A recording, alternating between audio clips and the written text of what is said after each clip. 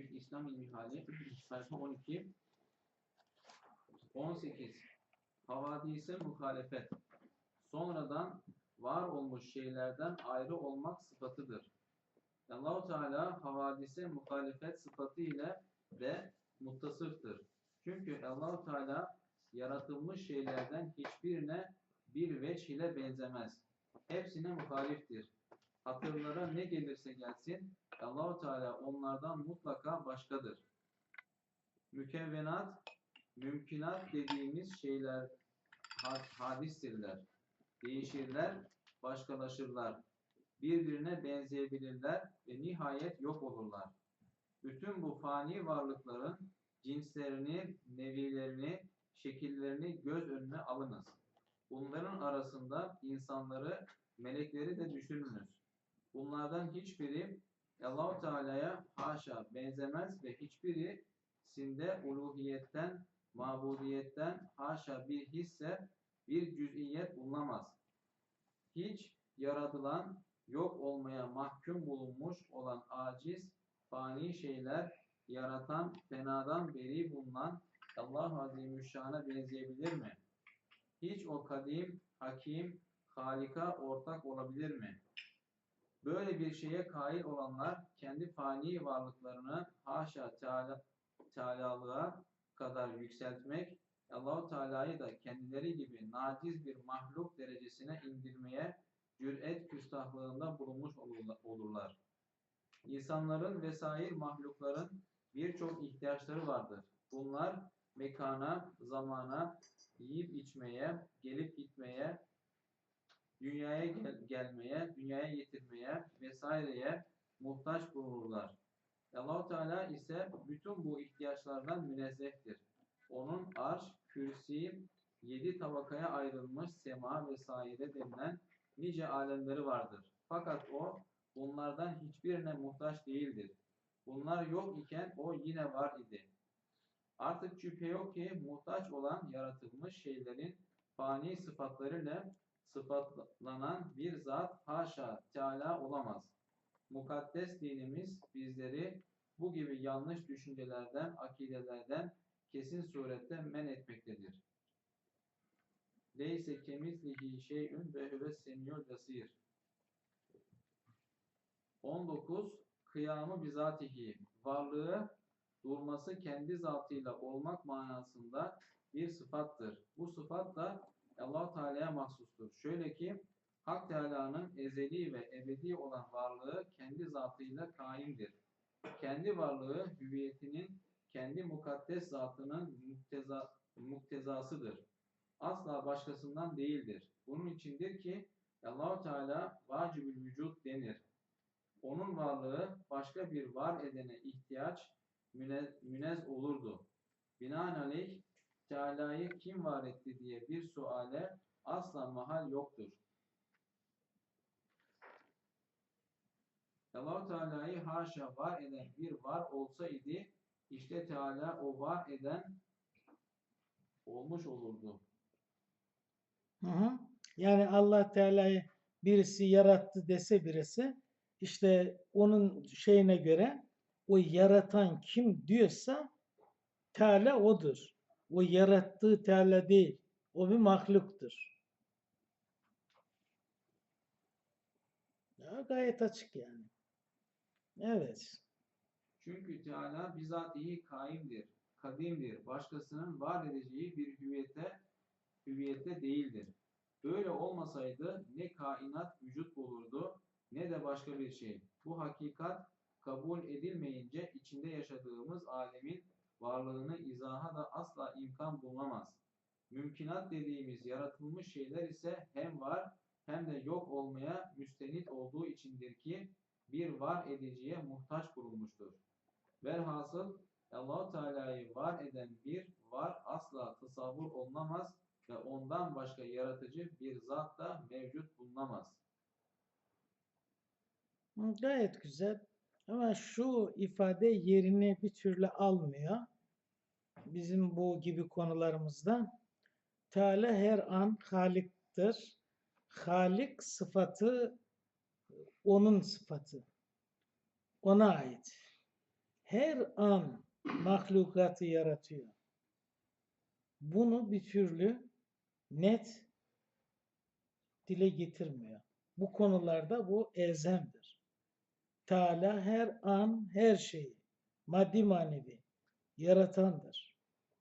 Yani bu yaratma işini var olan her şeye Yüce Teala uygulamaktadır. Her an onu yarattığı için o oluyor. Bir yaratmamış olsun, o olmaz. Bunu idrak etmek lazım. Ya sana.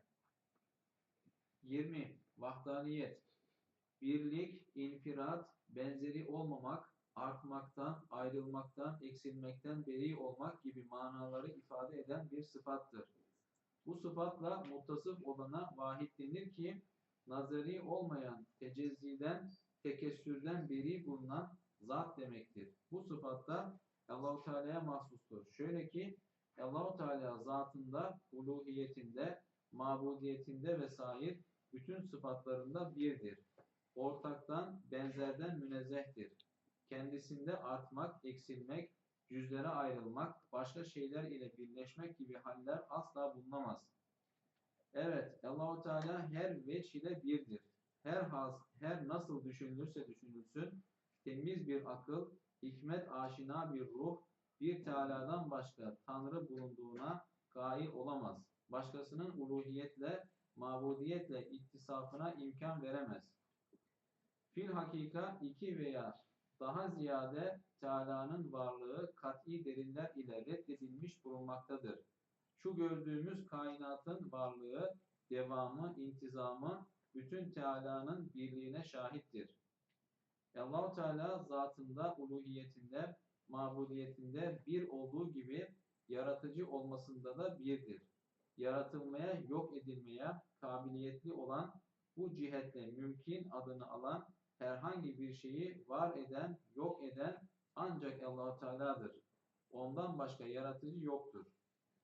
Mümkünatı böyle bizzat yaratmaya, yaşatmaya, yok etmeye kadir olmayan bir zat ise Teala olamaz. Bunun içindir ki ikinci bir Teala'nın varlığına asla imkan yoktur. Çünkü mefruz iki Teala'dan biri mümkünatı müstekillen yaratmaya kadir ise diğeri zahit olmuş olamaz mı? Bilakis müstakillen yaratmaya kadir değilse aciz bulunmuş olmaz mı? Zahit veya aciz bulunan bir zat ise nasıl Teala olabilir? Binaenaleyh Allah-u Teala'nın her veç ile birliğinde hiçbir selim akıl sahibi tereddüt edemez. Müteaddit halikların, mabutların varlığına inanan milletler ise akla, hikmete aykırı bir inancın zebunu olmuş ve hakikat bakımından büyük bir cehalet içinde kalmışlardır. Fil hakika işin gerçeğin veç ile yönüyle demek. Mabut ibadet edilen manasında. Müteaddit çok, birden fazla. Bu kelimeleri de böyle zaman zaman konuşa konuşa mana olarak anlasak iyi olur. Çünkü bu kitapta da buna benzer yerlerde de çok kullanılıyor. Dilimizde de henüz yok olmuş değil bunlar. Çokları kullanabiliyor. Yanlış olmaması için bilmek lazım. Manasında kendi kullanımında. Yani burada Cenab-ı Hakk'ın olmaması gibi bir şey asla düşünülemez. İmkansız bu. Çünkü bunu düşünen şey düşünüyorsa, varsa kendiliğinden mi olmuştur? Onu birisi meydana getirmiştir. Bunun bilincinde olur. Ve kendisini yaratan Yüce Teala kendisini yarattığına göre kendisinden önce o vardı diye bunu hiç tereddütsüz bilir. Bütün peygamberler de böyle söylemiş zaten. Yani bir yanda peygamberler, bir yanda filozoflar diyelim. Yani direnç gösteren, akıllı konuşuyoruz diye iddia eden yoldan çıkmış güruh. Bunlar arasında geçiyor zaten bu kavga. Allah Teala'nın yokluğu ve birden çokluğu gibi bir düşünce ve ihtimal asla hiçbir yönüyle olamaz. Demiş oluyor. Limenil mülkül yevm limenil mülkül yevm lillahil vahidil gahhar. Bu herkes dirildiği zaman hepimiz duyacağımız biçimde bugün saltanat, mülk kimindir? Kimseden çıt yok. Benimdir diye bağıranlar, dünya kralları, hiç çıt yok. Teala yine lillahil, Teala'nındır. Vahidil, o tek olan, kahhar, hükümran bulunan Yüce Teala'nındır. Her zaman da onun zaten. Bunu bize ayet-i kerime olarak da beyan etti. Yasin. Hayat, dirilik demektir. Allah Teala kendi zatı ehadiyetine mahsus bir hayat sıfatıyla muttasıftır. Bu Hak Teala'nın ilim ile, irade ile, kudret ile ittisafına has bir sıfattır. Hayatı olmayan bir şey bilmekten, dilemekten, bir şey yapabilmekten mahrum bulunur. Bu mahrumiyet ise büyük bir nakısadır. Evet, Naksı noksanlık, eksiklik.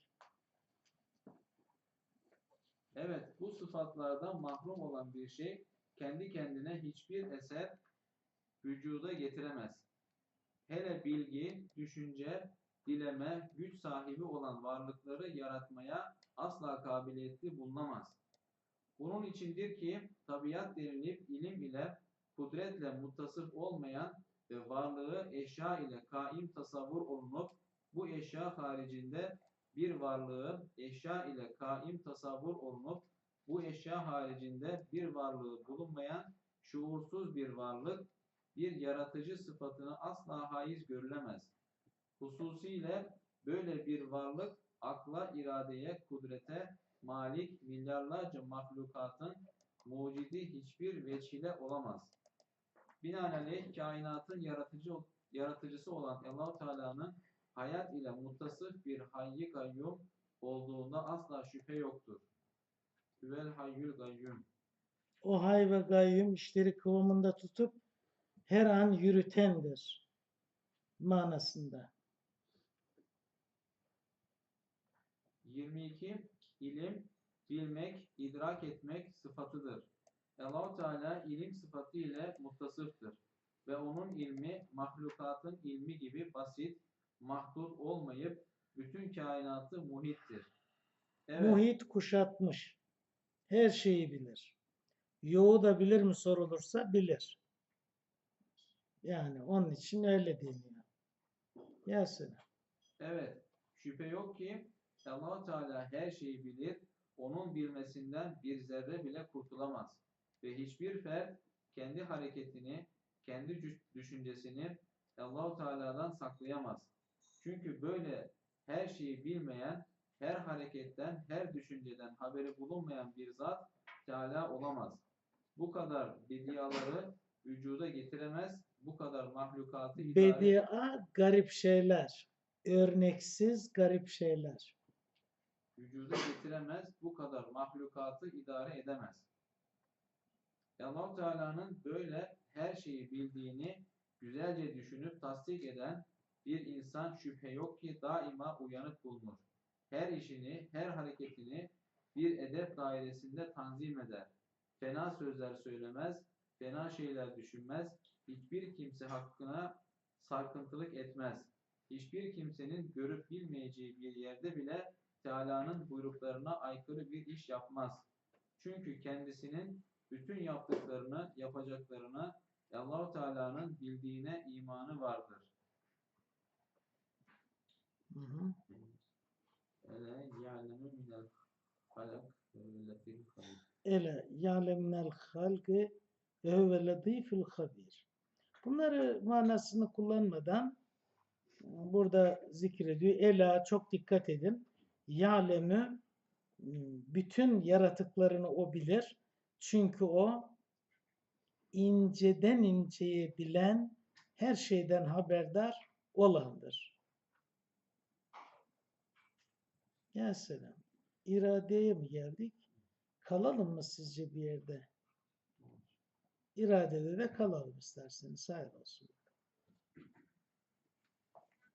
Şimdi böyle böyle devam.